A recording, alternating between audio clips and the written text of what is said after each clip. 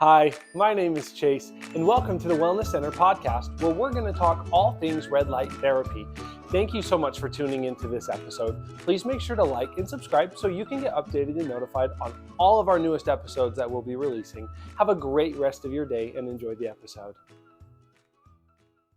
Hey everyone, this is Chase, and welcome back to the Wellness Center podcast. I am really excited that you guys are here with me today. I am really excited to be talking about this subject. Really cool study here.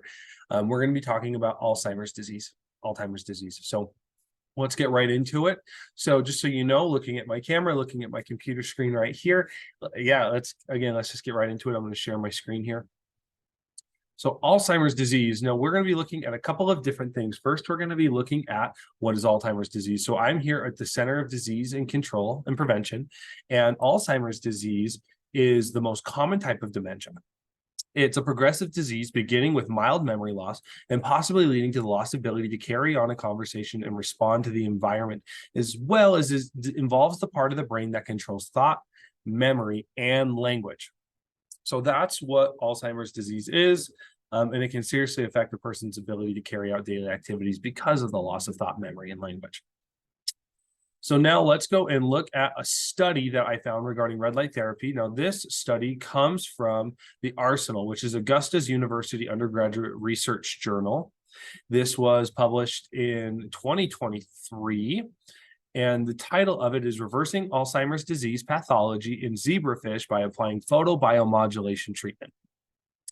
So what these people are doing is they are taking zebrafish and they are giving them Alzheimer's disease, and then they're subjecting these zebrafish to red light therapy, and they're going to study the results. Now, you're going to see a little bit later in the abstract why they chose to use zebrafish, and it will make sense when I read it, because I'm assuming some of you are probably thinking, why in the heck is Chase reading a red light therapy study regarding or photobiomodulation study regarding zebrafish and thinking that that's going to apply to us? That's because zebrafish make up their 70% of their genes are similar to that of humans. So close enough that people believe that it is, warrants study. So zebrafish are one of the widely used research models due to their characteristics such as being transparent during development, so you can watch, and sharing 70% of the genes with humans and having conserved features of vertebrate aging, including deterioration of cognitive function.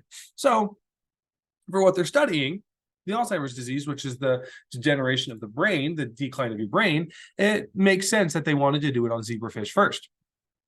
Neurodegenerative diseases, including Alzheimer's disease, Parkinson's disease, and Huntington's disease, are associated with aging, cognitive deficits, and deterioration of the memory. And we just covered that. Now, Alzheimer's disease affects millions of people worldwide and is characterized by amyloid plaque and tau tangles, resulting in the loss of neuronal connections and brain atrophy. There are currently no cures available for neurodegenerative diseases, which is why the following research was conducted with two main aims. So basically, what these people are saying so far in the abstract is they're trying to find a solution for Alzheimer's disease, but because there currently is not one. So they have two aims in this study. First aim was to generate a pharmacological zebrafish model of Alzheimer's disease. So they wanted to see if they could create Alzheimer's disease in zebrafish. Now, this was done by adding small amounts of oxidaic acid directly to the fish tanks for 9 days. So they subjected these zebrafish to acid for 9 days, specifically oxidaic acid. The second aim was to reverse the Alzheimer's disease pathology and impaired cognitive function by applying sequential photobiomodulation therapy that employs red or near infrared light to activate beneficial signaling pathways. Okay, so those were the two aims. The first, can we give a zebrafish Alzheimer's disease? And two, can we reverse the effects with red light therapy? So we hypothesize that the photobiomodulation therapy will result in partial reversal of the AD pathology and impaired cognitive function by improving mitochondrial function, reducing inflammation, and supporting cell survival. So again, what these scientists are saying is it's not going to cure the AD, but it's going to reverse, it's going to have a partial reversal. Some of the stuff is going to go away. So following the treatment period, what they did is they tested the zebrafish for deposits of amyloid plaque. And they did so by doing something called the Congo red staining of the brain. Haven't heard of that before specifically, but what it showed is that it showed deposits of amyloid plaque and something called increased phospho-GSK3b immunostaining. So after further suggesting amyloid plaque formation and tau accumulation, one sequential photobiomodulation therapy took place. So after they applied it,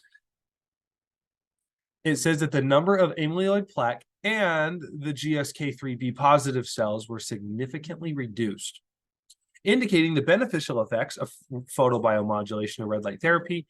In addition, we conducted behavioral studies after the OKA and photobiomodulation treatments using a T-maze and by comparing the time spent on the reward arm.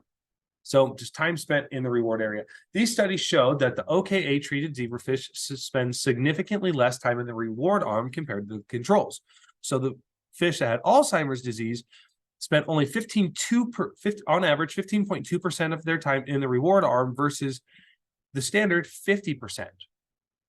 So that was the control, the zebrafish. Now, upon undergoing 2 different sequential photobiomodulation therapies at 3 joules per centimeter squared and 4.5 joules per centimeter squared, the Alzheimer's disease zebrafish showed improved cognitive function by being able to recall the reward arm and spending more time there.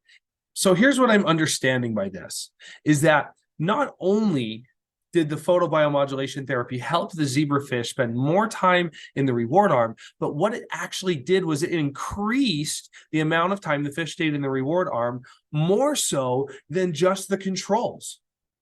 So the control was there for 50% of the time, and the zebrafish who were treated with the red light therapy spent 55% and 57% of the time there, similar to the controls. Taken together, these findings suggest that the OKA, the okadaic acid, is useful for the generation of a pharmaceutical model of Alzheimer's disease in zebrafish, and photobiomodulation therapy reverses Alzheimer's disease-like pathology in those zebrafish. So they didn't say partial, it said reverses. That's their words, not mine. So that's super cool. Now, of course, I want to do some at-home remedies for you guys that you can do in conjunction while coming here and trying the red light therapy at the Wellness Center. Alternative treatments for Alzheimer's disease. So there's a couple of different things you can do.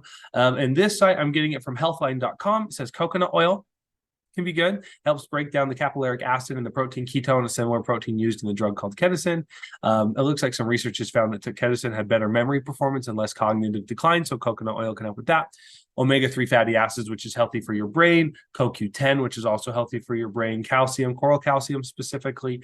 Acupuncture, aromatherapy, and bright light therapy. If you want bright lights, come check out the Wellness Center. They are very bright. And herbal medicines. Hey guys, that's all I have for you today. It is not from my words, but from the words of scientists that red light therapy can reverse the symptoms of Alzheimer's disease, specifically in a zebrafish model. But guys, it's cool what it can do. It's cool how it can help the brain. I invite you to come in and try your first session. It's totally free. Have a great rest of your day, and I'll catch you guys on the flip side. Peace out.